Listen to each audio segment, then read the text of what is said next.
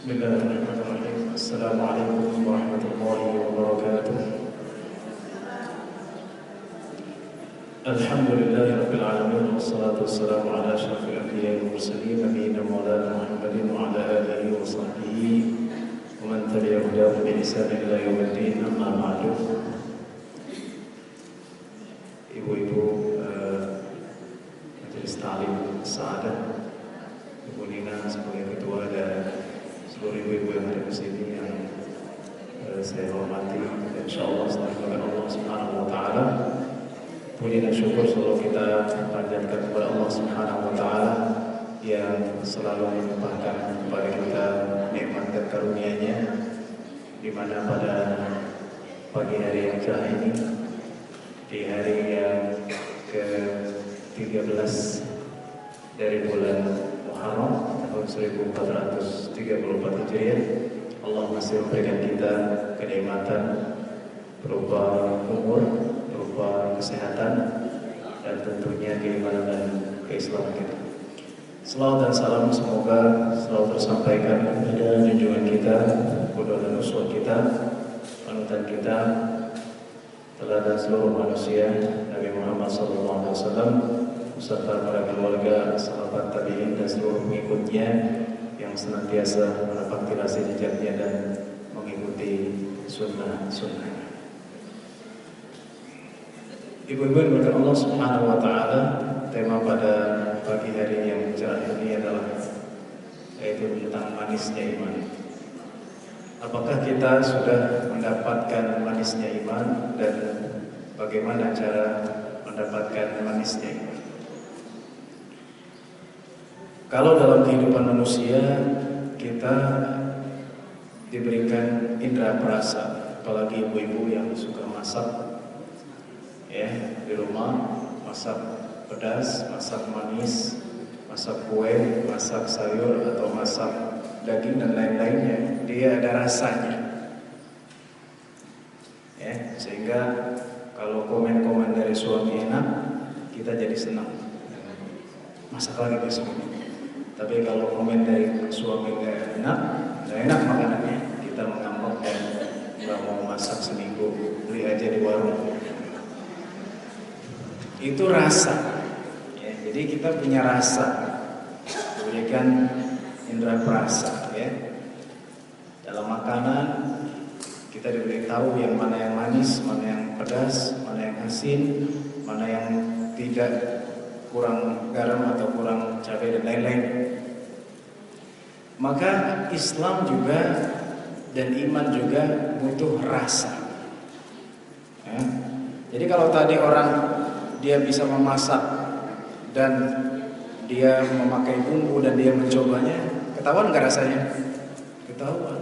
Tapi kalau misalnya di rumah nggak ada makanan, kemudian ngebayangin, wah ayah saya kangen makanan itu, gitu ya. Akhirnya dibayangin semalam, tapi nggak dapat, dibayangin doang.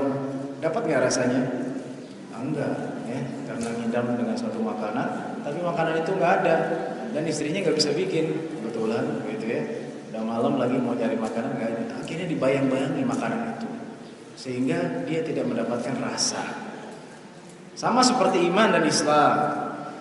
Kalau kita bilang Islam, saya orang beriman, tapi itu hanya dalam bentuk KTP, dalam bentuk identitas, tanpa adanya penghayatan, maka tidak ada rasanya. Ya, saya orang Islam, KTP-nya Muslim, ya, tapi tidak pernah menghayati, ya, tidak pernah memaknai ibadah yang ia lakukan. Dan apa indikasinya nanti dijelaskan dalam pengajian pada pagi hari ini, ya. Jadi Islam saja, identitas Islam, mengaku beriman tanpa adanya pengamalan, dia tidak mempunyai rasa. Ibu-ibu yang dimuliakan Allah Subhanahu wa taala, untuk menjawab tema pada hari ini itu sebenarnya cukup dua hadis. Satu hadis diriwayatkan oleh Imam Bukhari dan Muslim, muttafaqun alaih, dari Abu Hurairah. Satu lagi dari Imam Muslim, Ahmad dan lain-lainnya, dari Abbas ibn Abdul Muttalib radhiyallahu anhu. Rasulullah SAW menjelaskan dalam hadis yang pertama, ya, indikasi dan bagaimana cara agar kita bisa mendapatkan rasa iman itu, manisnya rasa iman. Bunyinya begini. Salasun man kunna fihi wajada halawatal iman. Ada 3 orang, ada 3 jenis orang yang apabila 3 hal tersebut terkumpul dalam dirinya, maka dia akan mendapatkan manisnya iman. Apa saja?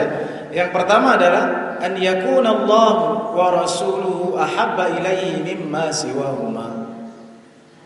Ini mungkin kita sering dengar, tapi pengamalannya bukan. Yaitu menjadi Allah dan Rasulnya lebih ia cintai kepadanya daripada selain keduanya. Itu yang pertama. Yang kedua adalah, nanti saya jelaskan, wa an yuhibbal mar'a la yuhibbuhu illa lillah. Itu yang kedua. Indikasi bahwa kita mendapatkan manis iman, dan juga bagaimana caranya kita mendapatkan manis iman. Yang kedua adalah seseorang mencintai orang lain itu karena Allah Subhanahu wa taala. Dan yang ketiga adalah wa an yakraha an ya'uda fil kufri kama yakrah an yuqdhafa fin nar. Dan dia benci untuk kembali ke kufuran sebagaimana dia benci untuk dilemparkan ke dalam neraka. Baik, kita jelaskan hadis yang tidak panjang ini. Yang ketiga, dan dia benci untuk kembali ke kufuran sebagaimana ia benci dilemparkan ke dalam api neraka. Itu satu hadis. Hadis kedua nanti saya sampaikan. Maka yang pertama adalah Allah dan Rasulnya, ya, indikasi orang yang dia mendapatkan manisnya iman atau bagaimana caranya mendapatkan manisnya iman. Yang pertama, Allah dan Rasulnya harus lebih dicintai dari apapun. Ya, kita punya suami sayang, ya, suami perhatian sama keluarga kita, suami yang selalu memberikan, ya, memberikan apa? Nafkah, ya, banyak lagi. Sayang kepada kita, tapi cinta kita kepada suami jangan melebihi cinta kita kepada Allah dan Rasulnya. Maksudnya begini. Kalau suami, ya, melakukan satu penyimpangan,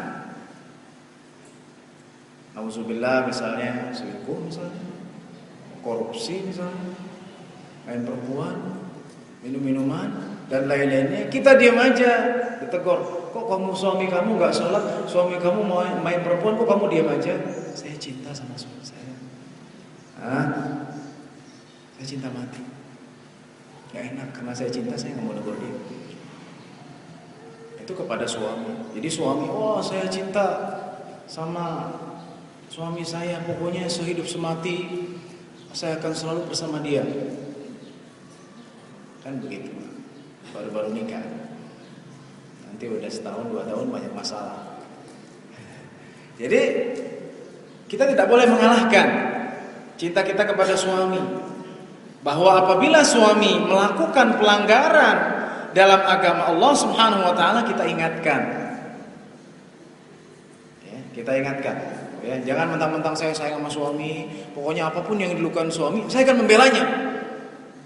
Kenapa sih kamu melakukan itu? Karena sayang kepada suami. Padahal suaminya jelas-jelas menyimpang, enggak mau sholat, ya, enggak mau mengeluarkan zakat, ya, atau misalnya melakukan hal-hal yang haram.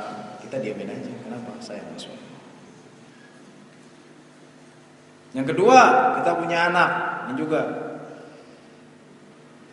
ya, punya anak, udah gede-gede, udah pada sekolah, begitu kan. Jangan sampai kecintaan kita kepada anak melebihi cinta kita kepada Allah dan Rasulnya. Ya, karena sayang kepada anak, akhirnya anak tidak pernah ditegur. Anak melakukan hal yang salah, ya udahlah, biarin aja Pak, gitu kan. Itu kan anak kita, kasihan dia. Walaupun itu harus mengorbankan ajaran Allah Subhanahu wa taala. Ya, ibu-ibu mau anaknya jatuh ke dalam pergaulan bebas? Enggak mau, ya. Udahlah, biarin aja. Ya, dia malam minggu jalan-jalan gitu kan. nggak tahu jalan sama siapa. Kalau jalan-jalan juga diingetin, pokoknya kamu jalan-jalan, tapi yang penting sebelum jam 10 udah sampai rumah. Kan gitu yang diingetin. Ada nggak diingetin kamu jalan-jalan boleh, tapi nggak boleh sama laki lain, nggak boleh sampai dipegang sama orang. Enggak kan? Yang penting pulang jam 10 malam di rumah selamat. Mau di luar ngapain? Nah, banyak kan yang begitu, jalan di sana gitu, tapi jam 10 harus sampai rumah ya. Ini cinta kepada anak yang berlebih. Anaknya tidak mau sholat, dibiarin. Ya, anaknya narkoba, nauzubillah, dibiarin. Pergaulan bebas, ya. Sekarang gampang, pakai internet bisa orang melakukan hubungan, kenal, ketemu, melakukan nauzubillah min zalik, ya, bahkan diperkosa. Ada yang di SMP di Depok, itu gara-gara Facebook.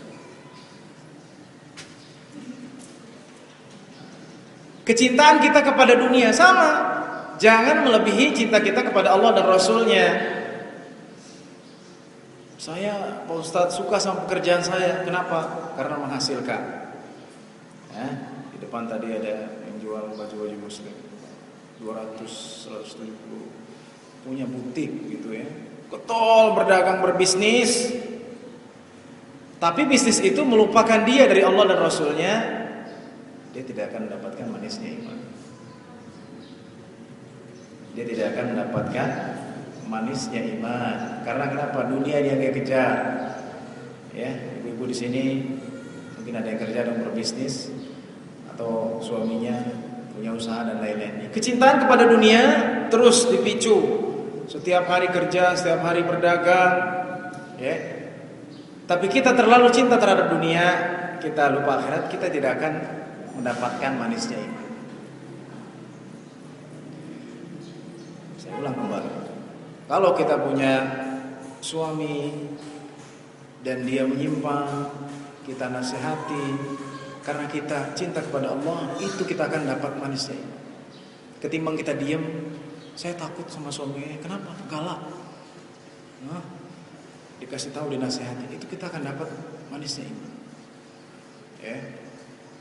Atau kita punya anak menyimpang dari jalan Allah, kita nasihati, itu manisnya iman di situ. Atau kita kehilangan orang-orang yang kita cintai. Suami kita meninggal, ya. Jangan sampai kecintaan kita kepada suami malingkan kecintaan kita kepada Allah. Gara-gara suami meninggal, Allah yarhamu, Allah menyayangi, akhirnya dia ngapain? Bengong di balkon sendiri. Kenapa? Suami saya meninggal. Udah berapa lama? 6 bulan. Akhirnya gak bersemangat. Kenapa sih sampai begitu? Karena saya cinta mati sama suami saya. Saya gak mau nikah lagi, dan seterusnya. Itu mengalahkan. Di situ manisnya iman. Ketika kita ditinggal suami, kita merasa bahwa saya mencintai Allah melebihi suami saya. Atau hilang anaknya, sama seperti itu. Ya, alhamdulillah di sini aman ya. Ibu-ibu juga tahu mungkin berita tentang Gaza. Ya, dan sekarang baru saya baca di Detik tadi. Ya, ternyata Israel masih melemparkan roket gitu ya, tapi nggak banyak ke Palestina, ya. Ke Palestina. Itu ya, waktu terjadi di Gaza itu, Bapak Ibu bisa lihat di YouTube. Itu ada wawancara antara stasiun TV RT Rusia Television dengan juru bicara Menteri Pertahanan Israel. Jadi stasiun televisi RT ini, Russian Television ini dibom sama Israel. Dan itu terjadi pembincangan. Intinya kata juru bicara, dia perempuan, Menteri Pertahanan, dia bilang, ya, kami untuk menjaga diri, ya. Kalau Hamas tidak bikin bom, kami nggak bikin bom. Terus dia bilang, setiap hari itu lalu lalang 170 roket. Setiap hari, Bu. Gimana rasanya, Bu? Kita ya dengar petasan, pusing nggak? Pusing, apalagi nanti tahun baru. Wah, ditunggu sampai jam 12. Ini roket 170 per hari. Kebayang? alhamdulillah kita di sini masih damai-damai. Ya, walaupun ada kerusuhan tapi tidak seperti sana. Saya dulu punya teman orang Palestina ketika saya di Maluku, cerita. Wah, kami di Palestina itu biasa yang namanya tentara geledah rumah. Taunya ditodongkan pistol ke sini itu biasa. Setiap hari tentara masuk menggeledah. Belum lagi bom ya. Keluar pintu rumah, bom gitu ya. Gimana Bu kalau kita kayak gitu? Lagi jemur pakaian, bom gitu. Meledak ya, alhamdulillah. Tidak ada. Ini adalah patut kita syukuri. Jadi kecintaan kita kepada anak, kepada suami, kepada istri, kepada suami, kepada harta, itu jangan lebih cinta kita kepada Allah dan Rasulnya. Ya. Banyak syuhada di Gaza sana yang meninggal. Entah itu anaknya, entah itu ibunya, entah itu suaminya. Tapi kita harus pasrahkan diri kepada Allah Subhanahu wa taala. Di situ kita akan mendapatkan manis. Ya.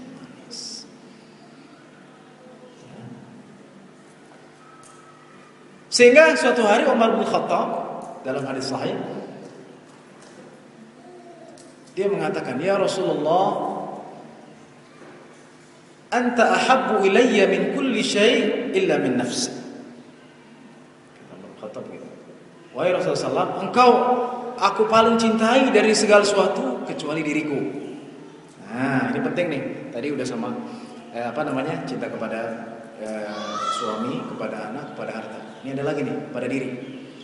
Kemudian kata Rasulullah SAW, ya, wallahi la yu'minu ahadukum hatta akuna ahabba ilaihi min nafsih. Kata Rasulullah, demi Allah tidak beriman seorang di antara kalian sampai aku lebih dicintai daripada dirinya. Ya, karena Umar bilang, aku paling cintai dari segala sesuatu kecuali aku. Itu biasanya manusia seperti itu, lebih mementingkan dirinya walaupun suaminya. Punya perhiasan, pengen lagi nih punya emas 2 gram 3 gram lagi gitu kan, pengen lagi nih punya berapa, dirinya bahkan sama anak sendiri, bener nggak? Bukan yang di sini, yang di sana, ibu sini kan. Bahkan sama anak juga begitu. Ini ada. Kita lihat fenomenanya. Punya harta ini, kontrakan di sini, punya rumah di sini, punya kawasan di sini. Anaknya miskin, nggak dikasih duit. Ya udah kamu nyari duit sana sendiri. Ada yang seperti itu. Karena kenapa? Karena mencintai dirinya lebih dari yang lainnya. Itu dasar manusia, dia lebih cinta pada dirinya. Bahasa Marokkanya yabghi rasu, dia mementingkan kepalanya. Ya, orang Maroko bilang yabghi rasu, dia ingin palanya sendiri. Yang benar. Kalau nggak ada iman, ya palanya sendiri yang dipikirin. Yang penting saya punya uang, yang penting saya punya perhiasan, yang penting saya punya pakaian baru, yang penting saya ini. Anak-anak mah ya udah dibeliin sepatu satu, baju satu ya cukup. Bukan yang di sini, ibu yang di sana. Sini insyaallah enggak ada. Ya. Itu atau bapak-bapak juga sama seperti itu. Yang penting saya punya bisnis, yang penting punya rumah, yang penting punya mobil bagus. Ya udah, hobinya dipenuhin. Ya, di rumah cuma makan tempe tahu doang. Misalnya gitu kan. Maka kata Rasulullah SAW, demi Allah kalian tidak akan beriman sampai aku lebih dicintai daripada dirinya sendiri. Umar kita itu kaget kan, karena dia bilang pertama kali, aku cintai dari segala kecuali diriku. Ya, karena aku tahu aku cinta pada diriku. Ya. Maka ketika itu Umar merubah perkataannya, dan dia mengatakan, wallahi, ya, wallahi la anta ahabbu ilayya, ya, la anta ahabbu ilayya min nafsi. Demi Allah engkau lebih aku cintai dari segalanya sampai diriku. Pokoknya engkau yang paling cintai. Kemudian kita itu kata Rasulullah SAW, al-ana ya Umar, sekarang ya Umar, maksudnya betul ya Umar, engkau telah mendapatkan iman tersebut, manisnya iman. Ya, itu bukan iman manisnya iman itu sendiri. Ya.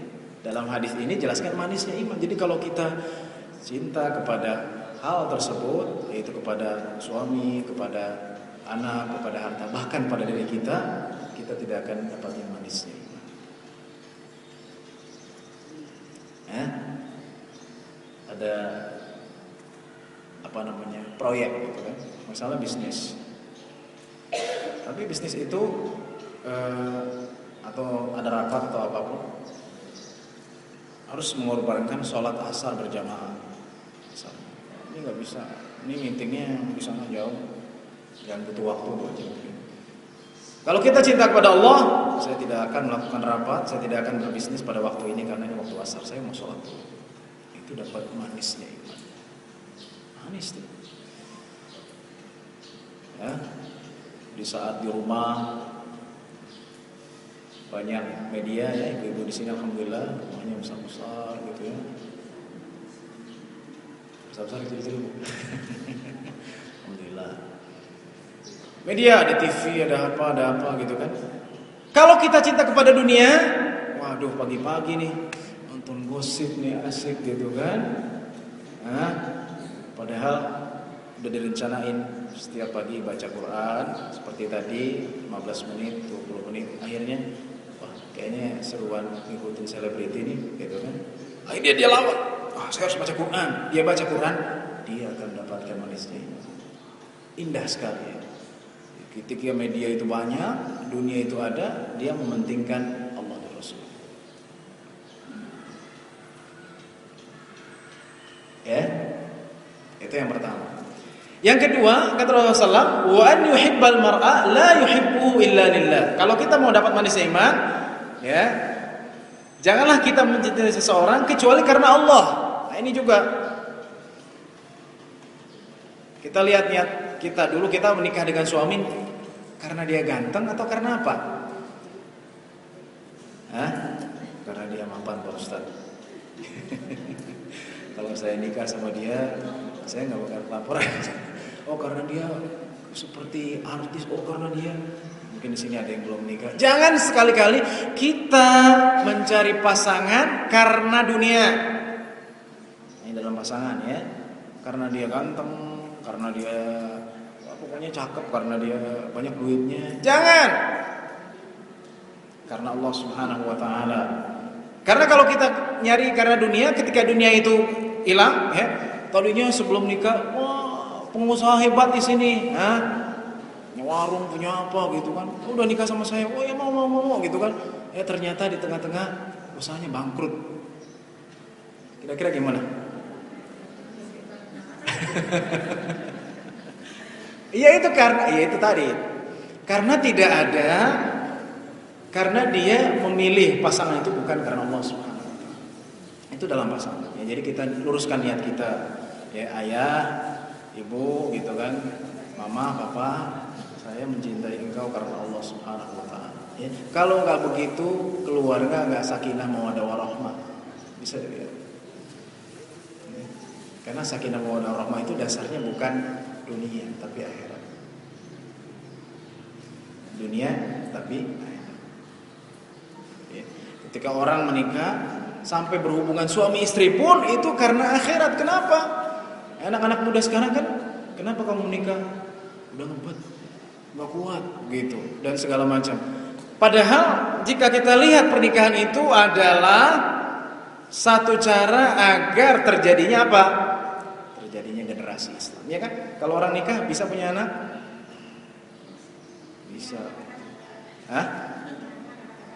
Punya anak kadang-kadang. Ya maksudnya caranya gitu ya. Ya saya doakan yang belum punya anak biar punya anak gitu kan. Memang banyak teman-teman kita, saya juga punya beberapa teman yang sudah menikah.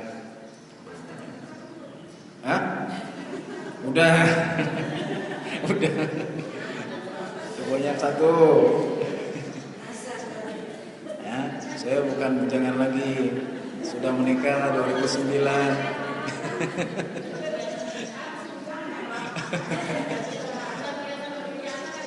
Belum kelihatan ya?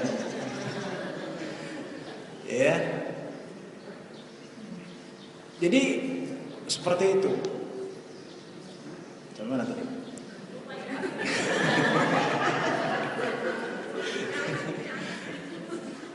Iya, seseorang ketika menikah itu niatnya seperti itu.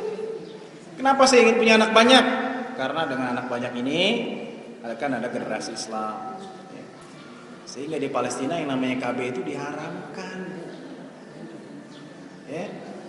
Kenapa? Karena kalau KB habis. Bayangin aja dari tahun berapa? 1948.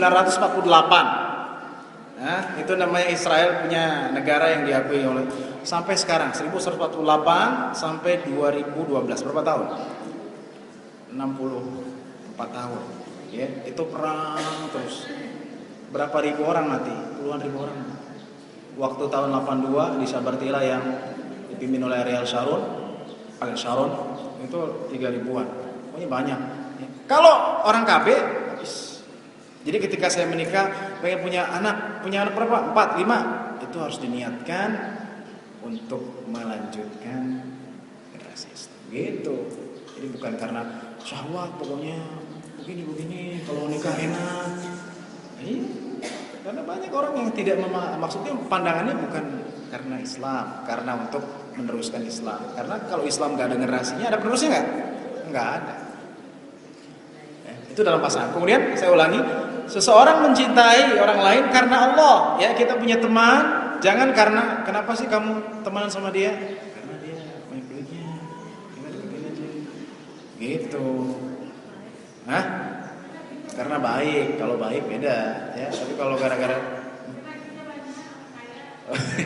iya, karena duitnya baik, kita baik. Ketika dia bangkrut, udah selesai. Kita karena berteman gitu, karena apa? Mungkin karena satu profesi atau satu kantor misalnya. Nanti kalau udah kantornya beda, karena dunia tadi. Jangan sampai.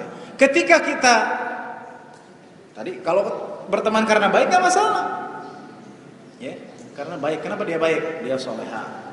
Dia selalu ngajak ngaji. Ya, dia selalu ngajak sedekah. Iya, bagus. Itu bagus, ya. Jadi bukan karena dunia, karena untuk Allah Subhanahu wa taala. Ya. Kita berteman bukan karena mencari dunia yang dia miliki, tapi karena dia adalah bertakwa dan soleh. Itu kita akan dapatkan. Kalau kita cinta kepada orang, suka kepada orang karena dunia, itu akan hilang. Itu akan hilang. Makanya dalam bahasa Arab teman apa? Ya. Bahasa Arabnya teman apa, Bu? Sohib. Satu lagi. Sadiq. Sadiq itu dari apa? Sidq, jujur, tulus. Ya. Ada sahib yang menemani, ada sadiq. Sadiqati, teman perempuanku. Kenapa? Karena yang namanya pertemanan itu harus unsur tulus. Ya, tapi kalau ada unsur sesuatu itu bukan tulus, ya. Sesuatunya siapa Allah alam. Misalnya, kamu kenapa sih akrab? Ya kalau sama dia enak, kenapa? Abisnya setiap hari naik Mercy terus gitu kan. Gitu kan. Kok kamu gak teman sama yang itu yang miskin? Enggak, dia mah gak enak gitu kan. Abisnya kalau sama dia diboncenginnya pakai Vespa doang. Jadi gak seperti itu. Ya. Itu banyak yang diceritakan. Jadi orang-orang itu dekat. Ketika dia menjabat ini kenyataan. Jadi ketua DPR, banyak orang hormat, sayang gitu kan. Ketika dia sudah selesai DPR, ada lagi yang kenal. Waktu jadi anggota DPR ditelepon, oh halo ya Pak. Ya, sudah pensiun, boro-boro ada yang telepon. Ya. Yang untuk rumahnya nggak ada. Kenapa? Karena cintanya bukan. Gitu. Maka kita jangan bersenang dulu ketika kita kaya banyak teman. Itu belum tentu yang mencintai kita karena Allah. Karena mungkin ya, ini banyak duitnya nih. Kita dapat bagian atau yang lain karena untuk Allah semua itu bisa dilihat. Jadi yang namanya teman itu akan menjadi teman baik dalam keadaan mudah dan susah, itu teman. Kalau dalam keadaan susah doang bukan teman. Namanya apa? Lawan ya. Maunya enaknya doang, kalau udah susah udah. Nah, ketika kita mencintai orang, mencintai suami, mencintai pasangan, mencintai teman kita, punya kolega dan lainnya, karena Allah kita akan mendapatkan manisnya iman. Sebagaimana Rasulullah SAW punya teman, punya para sahabat, karena apa? Karena Allah. kenapa Rasulullah mau berteman dengan Bilal? Ya. Bilal itu apa? Bilal itu seorang hamba, ya, dari Ethiopia yang hitam. Ya, tapi Bilal mau berteman kenapa? Bahkan dikatakan bahwa Bilal, ya, aku mendengar, ya, mendengar apa? Mendengar suara sendalmu di surga. Karena apa? Karena takwanya. Jadi bukan karena karena dunia. Kenapa sih kamu nggak berteman dengan dia? Dia jelek misalnya gitu. Dia mukanya nggak, saya nggak mau gitu. Jangan sampai, ya, kita berteman karena dasar Allah Subhanahu Wa Taala. Karena bertakwa. Ya. Buat apa penampilan bagus tapi hatinya nggak ada, ya kan? Bangga gitu, oh Pak Ustadz, saya punya temen nih, siapa? Artis, cantik, begini-gini, buat apa? Kalau dia nggak mau ke masjid. Bangga gitu, apalagi di foto-foto ini ditunjukin bahwa saya temannya artis terkenal di Depok, ya, rumahnya di situ, Depok 2 misalnya, atau di sini, nggak tahu siapa di sini. Wa yuhibbal mar'a la yuhibbuhu illa lillah, itu yang kedua. Yang ketiga adalah, ini penting nih, juga penting, wa an yakraha an ya'uda fil kufri kama yakraha, ya, atau kama yakrahu. Wa an yakraha an ya'uda fil kufri kama yakraha an yuqdhafa fin nar. Ya. Jadi dia benci untuk kembali kepada kekufuran sebagaimana dia benci untuk dimasukkan ke dalam api neraka. Gini tafsirannya, dulu orang-orang yang masuk Islam, mereka meninggalkan meninggalkan agama nenek moyang. Enggak mau lagi syirik, enggak mau lagi menyembah selain Allah Subhanahu wa taala, ya kan? Ya. Maka ketika dia menahan diri, saya nggak mau lagi, walaupun dia bapak dan orang tua saya, tapi beda agama, saya tetap ingin Islam, dia akan dapatkan manusia. Jadi namanya agama itu bukan ikut-ikutan. Nanti suaminya ke Islam, suaminya meninggal nikah lagi Kristen, ya, pacarnya calonnya Kristen, dia masuk Kristen. Bukan, agama itu bukan bisa dijual diganti-ganti, enggak, agama itu tetap. Ya. Jadi dia tidak mau kembali lagi kepada kekufuran. Itu kufur dalam arti konteks yang zaman dahulu ketika masuk Islam nggak mau lagi balik kepada kufur. Konteks yang sekarang sama, tidak mau keluar dari Islam. Ya, jangan gara-gara ini alhamdulillah, ya, kita semua hidup enak begitu, ya, nggak pernah kelaparan. Pernah kelaparan, Bu? Pernah, Pak Ustadz, kalau puasa. Kelaparan nggak pernah, alhamdulillah semua setiap hari makan, ya. Di sana orang-orang nggak makan, hidup di di kolong jembatan, di pinggir kali dan seterusnya. Ya. Ya. Orang-orang yang lemah itu sering dikasih Indomie, dikasih paket, tapi syaratnya satu, masuk gereja. Ya, sehingga Rasulullah mengatakan, kadal faqru an yakuna kufran. Hampir saja, ya, kefakiran itu menjadi kekufuran. Maka jangan sampai kita sudah alhamdulillah fasilitas ada, kufur. Itu kufur. Yang kedua, bisa juga ditafsirkan dia kufur tadi iman, kufur nikmat dalam arti kemaksiatan. Dia benci, ya, kembali kepada kemaksiatan sebagaimana dia benci dimasukkan ke dalam neraka. Maksudnya gimana? Mungkin masa lalunya pernah hitam, Bu, ya. Tahu hitamnya bagaimana? Pernah melakukan, ya, zaman-zaman jahiliyah, zaman-zaman dulu begitu. Ketika dia menjadi orang yang benar sekarang, ke masjid, mengaji, ya, sholat duha dan lain-lainnya, kemudian ada yang manggil temannya, udahlah, kamu kan dulunya juga bareng-bareng kita, so alim banget sih, itu kan, kamu so suci banget sih, udah nanti hangout aja hari malam minggu kan, suami kamu kan nggak ada, misalnya. Kemudian dia menahan, saya takut kepada Allah Subhanahu wa taala. Itu dia akan mendapatkan manisnya iman. Ya. Ini tafsirannya bagi orang-orang yang pernah melakukan dosa besar kemudian dia bertaubat dengan taubatan nasuh. Itu tafsirannya. Karena banyak orang-orang yang tobat tapi enggak benar tobatnya. Oh, tobat narkoba. Ya, baru setahun narkoba lagi. Tobat minum-minuman, 2 tahun minuman lagi. Ketika orang melakukan dosa besar dan dia bertobat dan dia tetap atas kuatnya itu dia akan mendapatkan manisnya iman. Ya, sebagaimana dia benci untuk dimasukkan ke dalam api neraka. Api neraka panas apa dingin, Bu? Panas. Panasnya kayak gimana? Panasnya mungkin kayak gas masak gitu. Api yang enggak, lebih dari itu. Panas api neraka itu, ya. Digambarkan dalam hadis, jika seseorang memakai sendal dari neraka itu langsung ubun-ubunnya melepuh. Ya, jadi enggak dari atas gitu, enggak langsung melepuh atasnya. Memuai. Ya, dan bahan bakarnya itu adalah dari batu dan manusia, ya.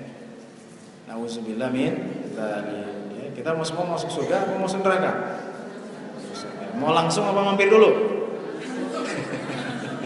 Mampir dulu katanya. Mampirnya, kalau mampirnya enak, apa dikasih makanan, minum? Enggak, ini mampir ke dalam neraka. Apakah kita tahan? Hah? 1 detik, 2 detik apa kita tahan? Ya, lagi masak aja kena kompor dikit, wah ibu apa ini ibu? Kenapa ibu? Kena korek Pak. Oh, ributnya 1 air. Apalagi kita masuk ke dalam neraka. La haula wala quwata illa billah. Ya, dan itu bukan sehari 2 hari, 1000 tahun, 2000 tahun. Kita akan digodok di situ. Makanya kita ketika mengatakan saya ingin cepat masuk surga langsung kayak jalan tol, tapi kita tidak mengamalkan, sama juga kita tidak melakukan apa-apa. Kita pengen masuk surga tapi tidak maksimal. Jadi 3 hal itu. Ada lagi Pak Ustaz? Ada. Yaitu satu hadis yang diriwayatkan oleh Imam Muslim dan Imam Ahmad dari siapa tadi? Abbas bin Abdul Muttalib. Abbas siapa, Bu? Siapa Abbas? Farad Abbas berarti Pak? Bukan. Abbas adalah bin Abdul Muttalib. Siapa? Pamannya Rasul, ya. Pamannya Rasul, ya. Karena Abbas bapaknya namanya siapa? Abdul Muttalib. Jadi Rasul adalah sebagai keponakannya. Jadi hadis ini dari Abbas bin Muttalib, Rasulullah SAW mengatakan, ini semua kita sering baca. Dzaqatu amal iman, cuma depannya seperti itu. Akan merasakan rasanya iman yang ditafsirkan dalam hadis yang pertama adalah manisnya iman siapa? Man radiya billahi rabba wa bil islami dina wa bi Muhammadin nabiyyan rasul. Dalam sini Rasulullah. Jadi akan merasakan manisnya rasanya iman, ya. Yang pertama adalah yang ridho Allah menjadi Tuhannya. Kok bisa ridho maksudnya gimana, Bos? Yang benar-benar tulus. Ridho, yakin bahwa Allah Tuhan. Kurang jelas. Baik. Imam Syafi'i beliau menjelaskan, ya, suatu hari ada orang yang berdoa, ya Allah, ya, ridhoilah aku sebagaimana aku ridho denganmu. Ya. Ditanya, bagaimana kamu ridho, ya, dengan Allah? Gimana sih kamu ridho? Kan radhiyallahu anhum wa radu an. Artinya apa? Allah ridho kepada mereka dan mereka ridho kepada Allah. Maksudnya bagaimana? Aku tidak tahu, kata Imam Syafi'i. Kalau kamu ingin disebut ridho terhadap Allah, yaitu bagaimana indikasinya? Idza kana sururuka, ya, idza kana sururuka bin niqmati ka sururika bin ni'mah. Yaitu kalau kamu benar-benar ridho atas Allah, indikasinya apa? Apabila engkau senang dengan satu musibah, sama seperti engkau senang dengan nikmat yang diberikan. Gimana tuh, Bu? Susah. Kalau kita senangnya, kalau lagi dapat nikmat, alhamdulillah, senang gitu kan, wajahnya sambil berseri-seri. Kalau dapat musibah, astagfirullah, susah, ya. Jadi kalau kita ridho pada Allah, ketika kita dapat musibah harus plong sebagaimana kita plong mendapatkan nikmat. Uangnya hilang, sama seperti tadi. Ini uangnya hilang, diomongin terus, Pak, itu dompet saya hilang, dompet mama hilang, berapa isinya? 100.000. Kapan hilangnya? bulan yang lalu, masya Allah masih diingat-ingat aja. Jadi satu kesenangan dalam arti hati kita tulus, hati kita plong ketika mendapatkan musibah. Itu yang berat. Karena kita ya wajar manusia dapat musibah, wah gimana ini? Kok jadi begini nasibnya, jadi susah Pak, gitu kan? Dulu kita enak lah terus, wah pusing kepala. Nah, itu berarti kita belum ridho atas Allah. Jadi yang pertama, man radiya billahi rabban, ya ridho kepada Allah. Itu tadi tafsirannya. Wabil Islami dinan, dan ridho terhadap Islam, ya. Jadi kita maksudnya benar-benar Islam itu tulus dari diri kita, bukan karena paksaan. Ya. Meridhoi Islam sebagai agama. Kenapa sih kamu pakai jilbab? Disuruh suami saya. Oh, enggak. Kenapa kamu jilbab? Karena saya takut pada Allah Subhanahu wa taala. Ya.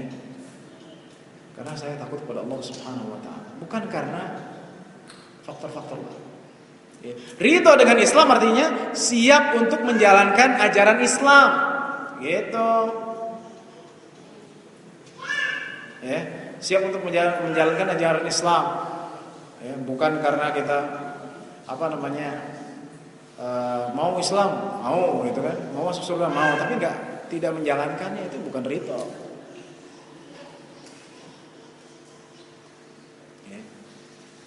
Kita tahu kewajiban kita kepada suami kita, kepada suami gitu.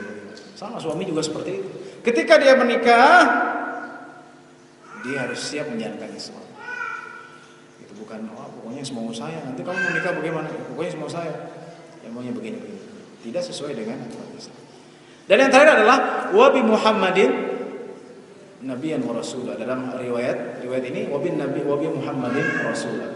Dan ridha Nabi Muhammad SAW sebagai utusan Allah Subhanahu wa ta'ala. Bagaimana ridhonya? Ridhonya kita menjalankan apa yang diperintahkan Rasulullah. Ya. Jangan seperti Bani Israel. Ya.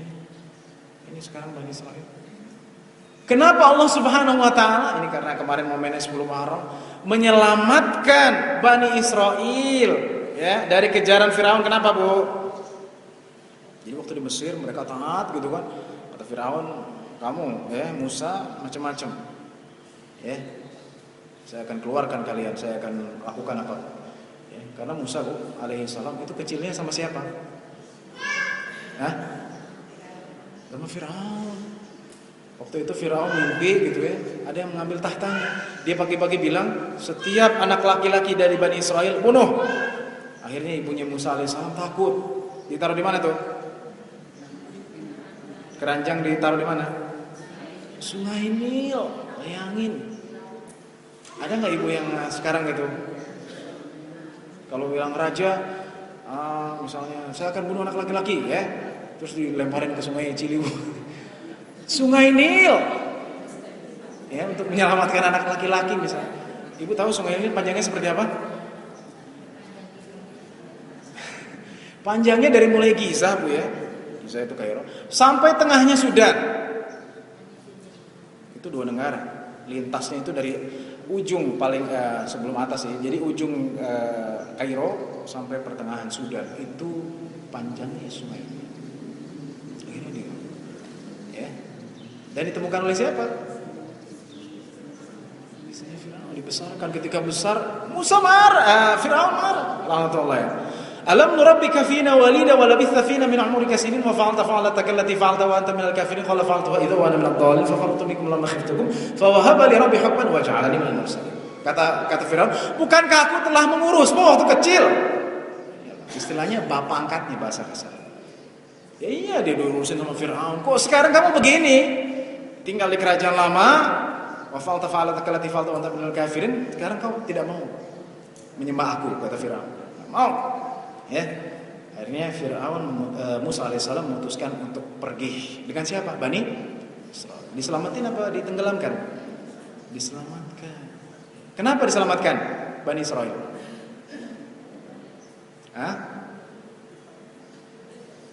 Itu ketika di sungai itu ya, di Laut Merah. Laut Merah itu bukan warnanya merah, Pak. Laut Merah itu adalah laut yang menyambungkan antara Jazirah Arab dengan Afrika. Itu Mesir ketika itu. Tidak disebutkan di mana lautnya, di pantai mana nggak disebutkan. Ya. Jadi Nabi Musa itu, ini perlu saya sampaikan, nggak langsung ujuk-ujuk kayak tukang sulap, tuk, enggak, itu salah. Ya. Nabi Musa alaihissalam di situ ketika itu dia minta dulu sama Allah. Sempat terjadi waqfah jeda karena bingung bagaimana ini. Kita dikejar oleh Firaun, mau loncat nggak bisa. Ya. Laut Merah itu besarnya 3 kali lebih besar daripada Selat Sunda.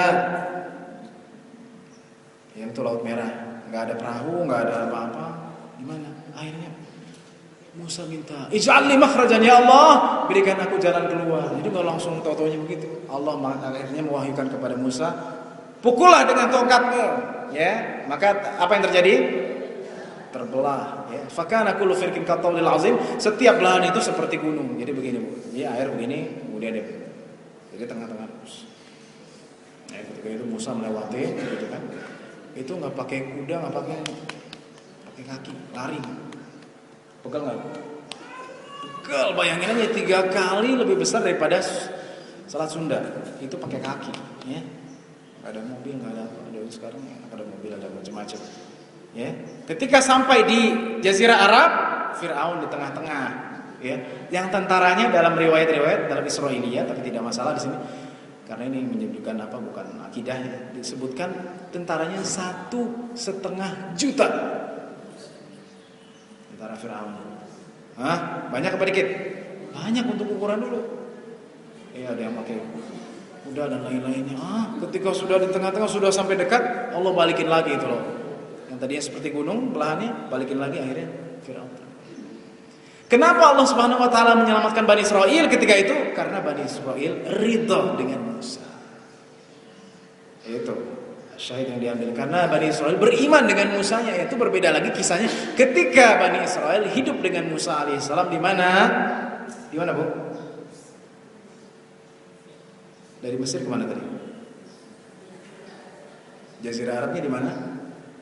Di Palestina. Beda. Ketika itu ada yang bertanya kepada saya, Pak Ustadz, kenapa sih Bani Israil kok berubah? Kok dulu di Mesir dia taat, sekarang di Palestina, di negeri yang sekitarnya pokoknya. Di Palestina, di Syria ya, pokoknya sekitar situ.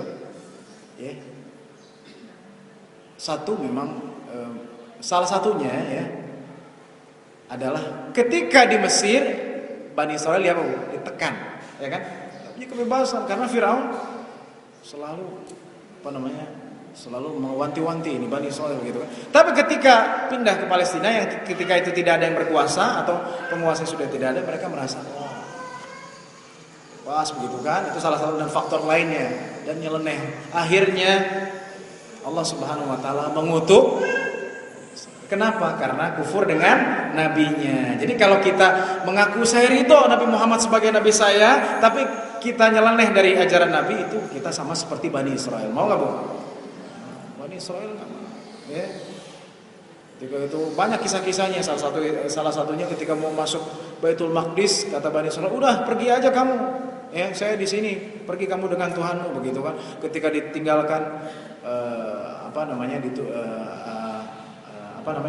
meminta makan, Allah turunkan wa anzalna alaihi al-manna was-salwa dan seterusnya. Wa sallallahu alaihi wa anzalna alaikum al-manna was-salwa, gitu kan, dikasih manna was-salwa. Mereka mintanya apa? Mimma tumitul ardu min baqliha wa qithaya wa fumiha wa adisa wa basaliha, ya. Udah dikasih daging, dikasih roti, dia mintanya apa? Bawang. Ya, kacang. Adas, ya. Itu nyeleneh, ya. Jadi itu yang keenam. Jadi yang pertama adalah Allah dan Rasulnya harus kita cintai melebihi dari semuanya. Yang kedua, kita mencintai orang lain karena Allah. Yang ketiga, kita benci untuk kembali ke kufuran dan kemaksiatan sebagaimana kita takut cemplungkan ke dalam neraka. Yang keempat, kita redha Allah Tuhan kita. Yang kelima, kita redha Islam agama kita. Dan Dan yang terakhir, kita redha Nabi Muhammad sebagai utusan kita. Kalau 6 unsur ini kita lakukan, insya Allah kita akan mendapatkan manisnya iman. Amin ya rabbal alamin. Semoga Allah Subhanahu wa taala memberikan kita manisnya iman, kita dekat lagi kepada Allah Subhanahu wa taala dan menjadikan hamba-hambanya yang istiqomah jalannya. Sekian dari saya, semoga bermanfaat. Sallallahu alaihi wa ala alihi wasallam. Walhamdulillahirabbil alamin.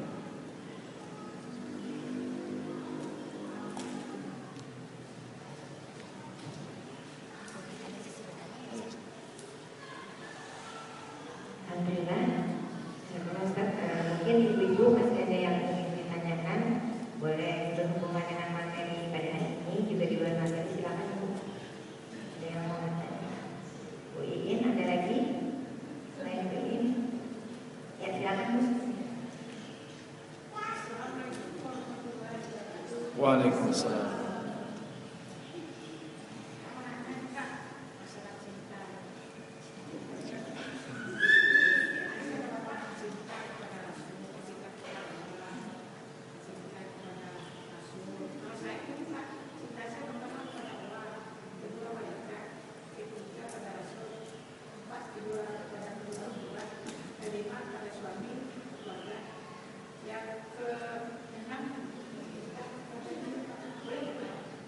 Kepada duit. Baik,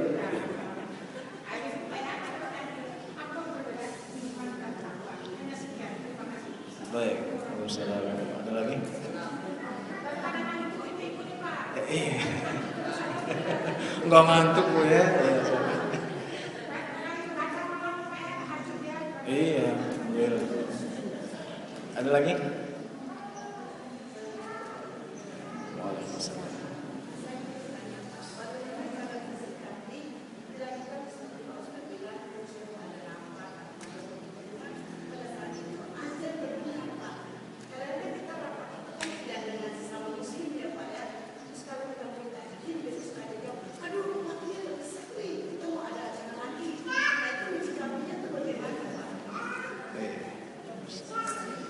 Ada lagi?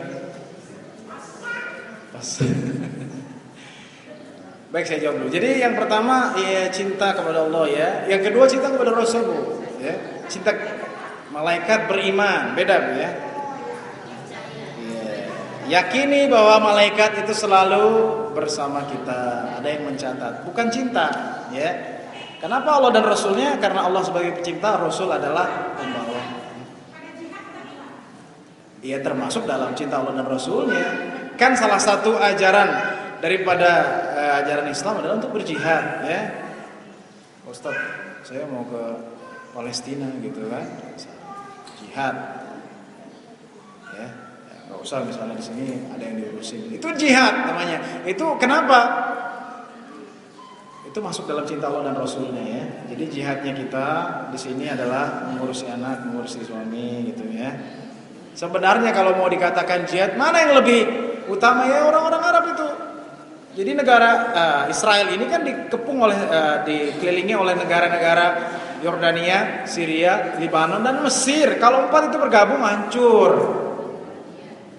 Kemudian cinta kepada duit. Nomor 5 cinta kepada duit. Boleh nggak? Iya, kepada orang tua terus suami. Anak baru duit. Jadi cinta kita kepada duit di sini artinya bukan apa ya? Iya, bukan cinta batin gitu ya. Gini Bu, kita mencari duit itu harus orientasi akhirat, ini penting. Tapi kalau kita nyari duit karena duit itu nggak boleh. Saya cinta sama duit, kenapa? Biar saya nanti punya duit sekian-sekian kalau itu orientasi akhirat kan? Oh iya, betul. Saya cinta kepada duit, saya rajin bekerja. Kenapa? Karena kalau saya kaya, saya bisa menyedekahi orang yang tidak mampu. Gitu. Kenapa? Karena kalau saya punya duit, saya bisa ngasih kepada suami saya koko yang bagus, karena dia nggak perlu koko misalnya. Karena kalau saya punya duit, saya bisa manggil guru ngaji buat anak saya. Gitu, bagus. Ngasih saudara. Itu kan orientasinya Pak akhirat. Jadi orientasi bukan semata untuk duit. Saya nyari duit kenapa? Untuk banyak duit. Kalau udah banyak duit ngapain? Ya duit aja. Hah? Enggak begitu. Pokoknya nanti target saya 10 tahun yang datang, ya, di account bank saya, di rekening bank saya itu harus ada 1 miliar. Apa buat apa uang 1 miliar? Kalau nggak ada orientasi ada, bermanfaat nggak? Iya. Saya punya duit kenapa? Supaya saya bisa ngasih anak saya makan yang enak. Kalau makan enak dia kuat tahajudnya. Makan daging ayam kenapa? Pas tahajud kuat. Kalau dikasih tempe terus nggak kuat mau tahajud misalnya. Harus ada orientasi ke sana. Misalnya gizinya bagus, ya. Kalau gizinya bagus sehat. Kalau dia sehat ibadahnya juga lancar. Kalau dia sakit-sakitan.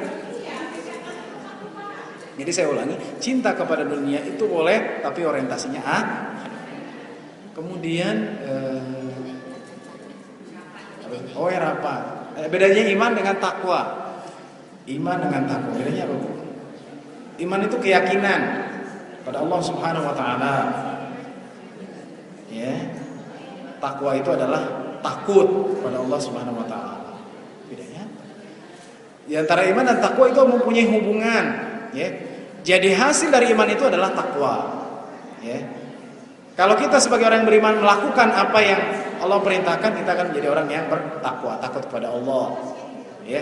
Bukan takut kepada omelan suami, bukan takut kepada omongan orang. Karena Allah Subhanahu wa taala kita takut, ya. Jadi antara keduanya ada hubungan. Jadi iman itu adalah sebagai proses dan takwa itu hasil. Iya. Iya. Seperti itu. Ya. Kemudian ada rapat ibu. Ya ini juga Bu. Sebenarnya kalau kita ingin menampakkan itu bisa Bu. Kalau kita tegas. Saya orang muslim. Nanti mereka terbiasa, oh dia orang muslim gitu kan. Biarin dia sholat dulu gitu. Ini pengalaman saya ketika saya berdakwah ke Australia. Jadi kenapa orang-orang di Australia itu, ya, sebagian mereka hormat kepada kita karena dilihat orang Muslim ini taat begitu, ya. Dia bilang saya orang Muslim, ya.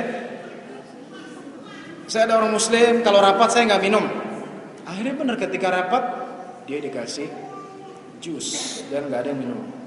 Sama, dia bilang kepada bosnya, bos saya hari Jumat off, hari Jumat saya sholat Jumat jam sekian. Akhirnya benar dikasih. Saya kira kalau kita memulai gitu, insya Allah dia akan ngerti. Ini azan, sholat dulu ya. Berapa lama sih sholat? 2 jam. Lama nggak Bu sholat? Apalagi ekspres. Sholatnya kan kita sholat gitu, ya. Yang penting selesai. Jadi kita memulainya. Insya Allah kalau kita mulai menjelaskan nggak apa-apa. Mereka juga apa? Ada lagi?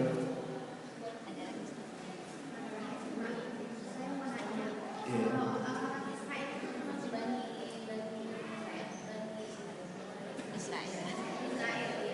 Oke, tadi belum saya jelaskan. Ini saja. Iya, oke, nanti saya jelaskan. Ada lagi Bu?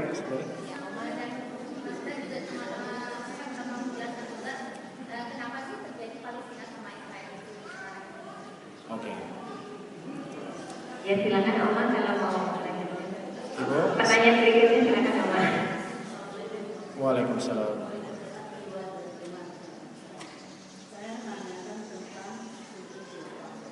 Apa Bu? Positif apa?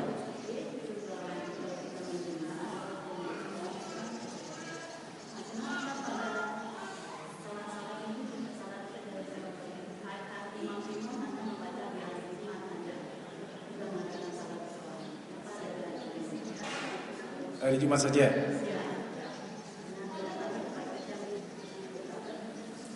Sholat subuh gitu. Di ketika sholat apa baca Quran? Oh, subuh. Baik. Baik. Sudah? Baik, saya jawab. Sekarang kayak tadi yang belum saya jelaskan. Jadi gini Bu, Israel itu ini penting ya, adalah nama lain daripada Yakub alaihissalam. Ya, jadi Israel itu dari bahasa Ibrani. Isra artinya hamba, il artinya Allah, hamba Allah, yang itu adalah maksudnya Yakub. Nah, keturunan daripada Yakub Bani Israil.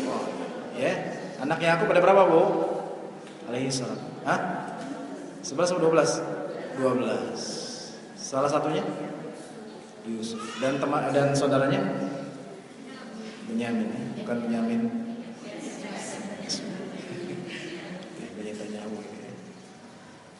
Nah, itu Bani Israil keturunan daripada Yusuf siapa Bu? Kesini-sininya Daud. Semalam ada yang nanya kepada saya, kenapa sih lambang orang Israel itu bintang David, ya kan? Bintang David itu bintang apa? Daud kan? Kenapa nggak yang lain? Kenapa? Karena Daud itu adalah seorang selain seorang raja, kuasa. Daud dengan Sulaiman, bapak dan anak nabi dan raja. Jadi gambarnya gitu ya. Nah, dari Yusuf keturunannya Daud, Sulaiman, kemudian Musa, kemudian nabi-nabi Bani Israel, Yahya, Isa, Zakaria, itu semuanya Bani Israel. Ya. Kalau orang Palestina, orang Israel bukan ya, kecuali dia. Jadi gini Bu, yang namanya Bani Israel itu rasnya. Jadi gini saya bagi. Nabi Ibrahim alaihissalam berapa istrinya Bu? 2. Istri yang pertama siapa? Siti Sarah. Istri yang kedua siapa? Siti Hajar. Yang pertama lahir Ismail atau Ishak? Ismail dulu ya. Nah, dari Ismail alaihissalam ada Muhammad SAW. Cuma satu kan? Oke. Dari Nabi Ishak siapa anaknya? Yakub ya. Jadi Nabi Ismail itu orang Arab. Ya, keturunan Ismail orang Arab karena Nabi Ismail menikah dengan kabilah dari Jurhum dari Yaman. Ya, anak-anaknya orang Arab. Karena ada yang nanya semalam, Pak, orang Israel bukannya orang Arab? Bukan. Ya. Jadi pernikahan Ismail dengan kabilah Jurhum yang pindah ke Mekah, anak-anaknya orang Arab, berbahasa Arab.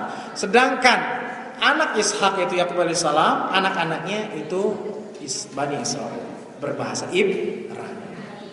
Jadi dua ras yang berbeda Bu ya, jelas ya.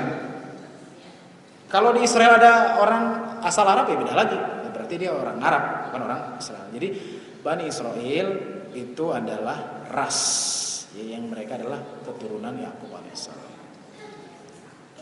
Ya. Kemudian kenapa terjadi sampai sekarang? Begini Bu, orang Bani Israel yang tidak beriman, mereka punya keyakinan sampai sekarang bahwa Siti Hajar alaihissalam adalah selingkuhan Ibrahim. Keyakinannya seperti itu. Atau dalam bahasa lain, ngerebut suami orang. Nah, misalnya atau yang lainnya begitu kan. Mereka punya keyakinan seperti itu, atau selir atau dan anak daripada Siti Hajar alaihissalam itu tidak sah. Itu Bu ya. Jadi kebencian mereka kepada orang Arab itu lebih daripada kebencian mereka kepada. Jadi gini, mereka benci sama Islam ya, orang Muslim ya, tapi lebih benci kepada orang yang Muslim dan Arab. Jadi lihat Arabnya. Kenapa? Karena mereka meyakini bahwa orang Arab itu ya. Di sini ada yang keturunan Arab gitu ya. Itu adalah nggak sah menurut Bani Israel, sehingga kebencian orang Yahudi jelas. Ibu bisa lihat di Google, lihat pernyataan Ariel Sharon. Tahu Ariel Sharon? Dia sekarang koma dari tahun 2006 sampai sekarang koma. Umurnya 82 tahun. Kata dokter, ini dia akan koma sampai 90 tahun. Nah, jadi dia hidup tapi mati begitu. Ariel Sharon tahun 56 dia pernah menulis, saya akan membunuh semua orang Arab dan saya akan menyiksanya sebelum dia mati. Satu, ya karena dia memimpin perang di Lebanon, Syabartila apa namanya gitu kan yang Daus. Kemudian Benyamin Netanyahu sama juga. Itu pernah dalam akun Facebooknya dia bilang, saya akan membunuh semua orang Arab. Ya, jadi itu lebih kepada ras. Makanya mereka tahu bahwa Nabi yang terakhir siapa Bu? Nabi Muhammad disebutkan yang sifatnya begini-begini. Wah, mereka siap-siap. Tapi ketika mereka mendapatkan bahwa Nabi Muhammad SAW dari ras Ismail, bukan dari ras Bani Israel, terima nggak? Nggak mau. Pokoknya Nabi dari Bani Israel. Akhirnya nggak diakui. Gitu. Ya, akhirnya seperti itu. Jadi mereka benci kepada orang Arab itu, ada sejarahnya dari awalnya. Hah? Syirik ya, bukan syirik kepada Allah, tapi syirik itu artinya ya. Ibu syirik aja, saya punya sepatu baru ya. Syirik artinya lebih dari syirik, Bu. Benci, hasut ya. Seperti itu karena Nabi akhir zaman itu ya. Jadi jangan aneh. Kenapa Bani Israel seperti itu? Saya tidak bilang Israel ya, karena Israel Yakub alaihissalam. Bani Israel membunuh orang muslim, ya, nabinya aja dibunuh. Salah satunya yang disebutkan dalam Al-Quran, Nabi Yahya dibunuh sama siapa? Bani Israel. Ya. Nabi Isa, Bani Israel. Ya. Tapi diselamatkan Allah Subhanahu Wa Taala. Ya. Jadi ini boleh penting ya, penting nih. Saya sampaikan karena ada yang bilang apa sih bedanya Yahudi dan Nasrani begitu kan? Apakah agama Yahudi dan Nasrani itu bukan agama?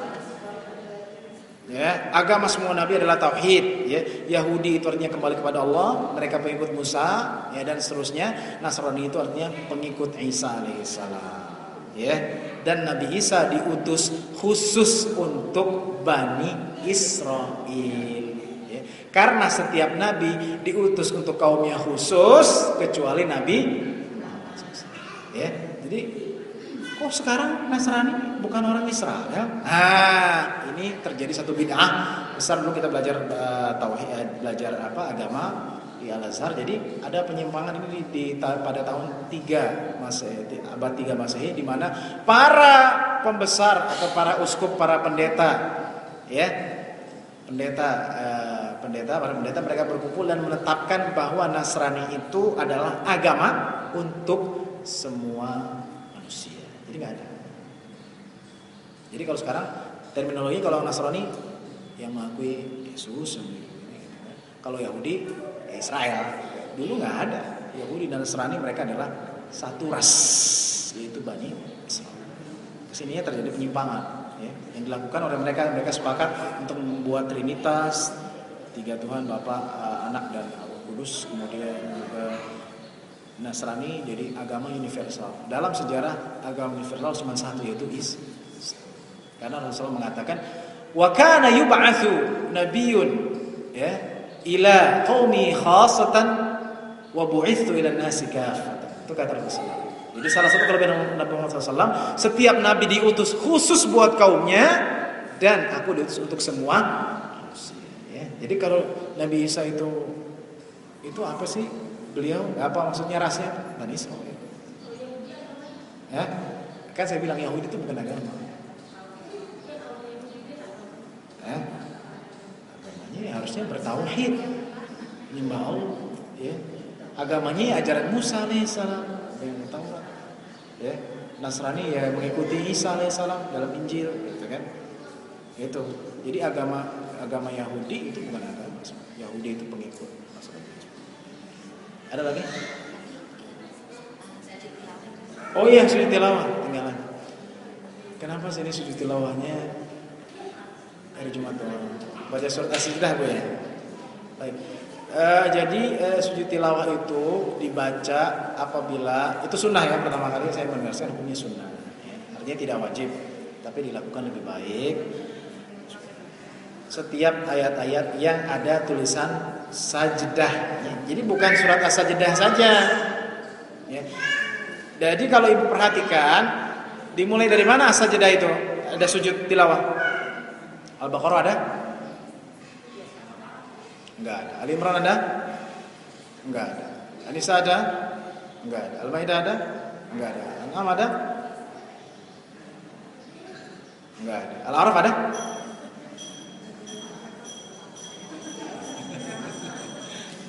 Udah gitu. Ya, jadi dimulai dari pertengahan Al-Quran. Kamu lihat dari mulai tadi Al-Kahfi. Al-Kahfi ada nggak?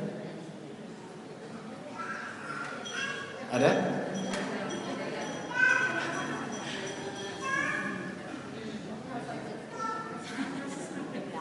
Dari Maryam itu sudah ada. Pokoknya dari pertengahan surat Maryam ada ya. Terus itu. Jadi bukan karena mungkin imamnya baca ya surat As-Sajdah. Ya, maka dia bersujud ketika itu. Misalnya dalam surat Maryam ada ya. Apa katanya?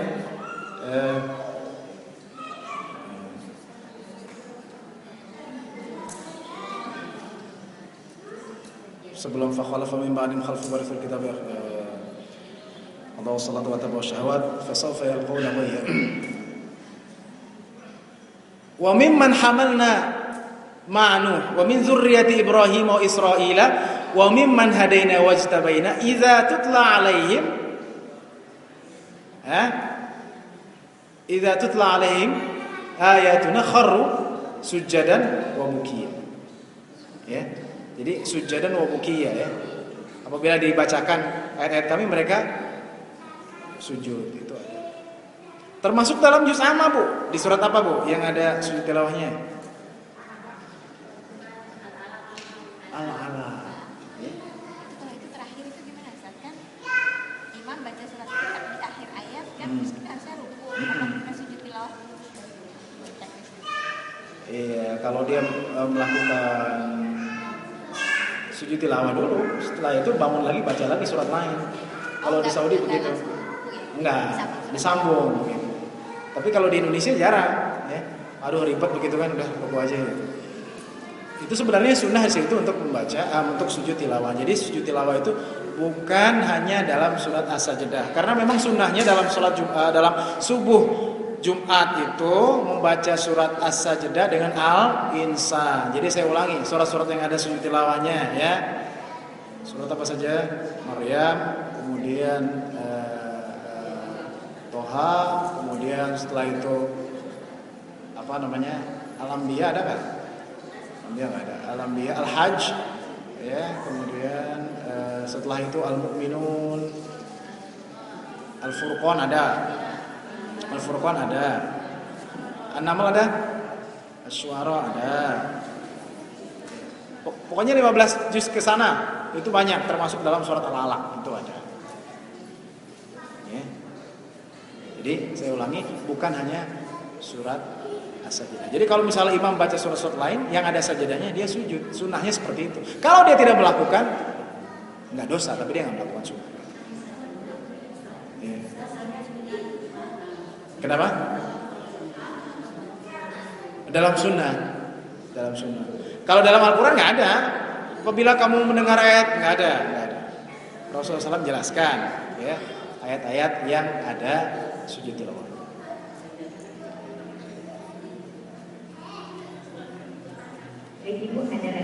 Hari Jumat. Oh iya. Kan saya bilang sunnah pada Jumat subuh itu membaca As-Sajdah dengan Al-Insan. Karena surat As-Sajdah ada sujud tilawahnya, maka dia sujud tilawah. Gitu.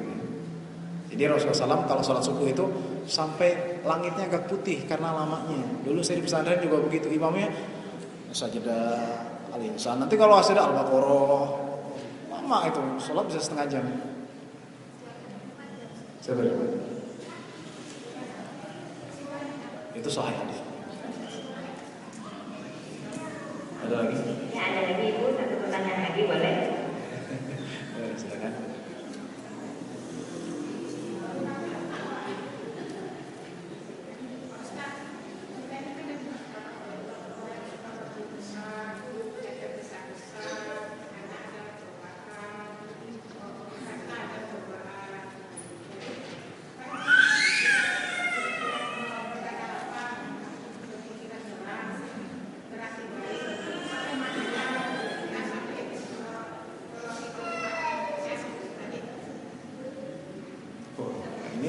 Harus ada satu pertemuan lagi khusus. Temanya adalah bagaimana agar tidak berkeluh kesah. Bagaimana kita menjadi hamba-hamba Allah yang anti galau.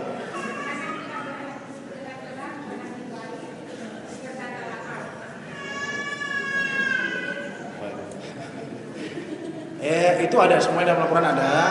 Singkatnya jawabannya salah satunya adalah Allah Subhanahu wa taala mengatakan ya, innal insana insana khuliqa halu'a idza massahu asy-syarru jazu'a wa idza massahu al-khairu manu'an illa al-musallin. Ya. Jadi manusia itu dia diciptakan berkeluh kesah. Pada dasarnya seperti itu. Ya. Kalau dapat musibah, payah nih, Allah nggak adil sama saya, begitu seterusnya. Dan apabila dapat duit nggak mau ngasih orang, buat saya sendiri ya, tadi dia beli rasul gitu kan. Kecuali orang-orang yang sholat, ya, sholatnya bagaimana? Nah, itu dijabarkan. Alladzina hum fi sholatihim dahimun, sholatnya konsisten, continue, ya. Dan seterusnya ada ayat walladzina fi sholatihim dahimun. Kemudian walladzina fi amwalihim haqqun lis-sa'il wal mahrum. Haqqun ma'lum lis-sa'il wal mahrum. Jadi orang yang sedekahkan, kemudian orang yang membenarkan kepada hari akhir, walladzina yusaddiquna bi yaumiddin walladzina hum min 'adzabi rabbihim mushfiqun, terus sampai ulaika fi jannatin mukramun. Ada sifat-sifatnya, Bu. Ya, yang pertama adalah salat. Salatnya bagaimana? Continue. Ya, walladzina fi amwalihim haqqun ma'lum lis-sa'il. Dia juga bersedekah, kemudian juga dia takut kepada hari akhir, ya, hari akhir, kemudian dia juga menjaga kemaluannya kecuali kepada pasangannya, ya. Kemudian juga dia menjaga salatnya. Walladzina hum 'ala salatihim yuhafizun ulaika fi jannatin mukramun. Ya, itu satu halaqah khusus. Mungkin masalah khusus. Kalau ada insyaallah.